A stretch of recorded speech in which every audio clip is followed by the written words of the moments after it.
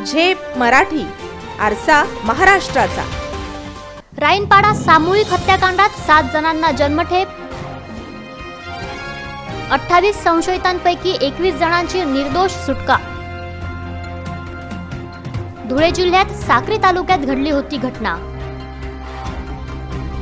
धुळे जिल्हा व सत्र न्यायालयाने एक मोठा निकाल दिल्याची बातमी समोर आली आहे।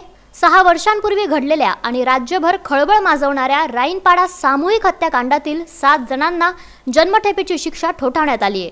शिक्षा सुनावण्यात आलेल्या 7 पैकी 1 जण अद्यापही फरार, तर पुराव्याअभावी 21 जणांची निर्दोष मुक्तता करण्यात आली आहे। विशेष सरकारी वकील उज्ज्वल निकम यांनी युक्तिवाद केल्यानंतर हा ऐतिहासिक निकाल देण्यात आला आहे। 1 जुलै 2018 रोजी साक्री तालुक्यातील राईनपाडा येथे ही घटना घडली होती। मंगळवेढा तालुक्यातील नाथजोगी समाजाचे काही जण भिक्षा मागण्यासाठी या गावात आले, मात्र ही मुले पळवणारी टोळी असल्याच्या संशयावरून गावकऱ्यांसह काही जणांनी त्यांना घेरून अत्यंत अमानुषपणे मारहाण केली। ग्रामपंचायतीच्या कार्यालयातही कोंडून सामूहिक बेदम मारहाण झाल्याने यातील 5 जणांचा मृत्यू झाला। त्यावेळी सोशल मीडियावर मुले पळवून त्यांच्या किडनॅप चोरणाऱ्या टोळ्या कार्यरत असल्याचे मेसेज फिरत होते।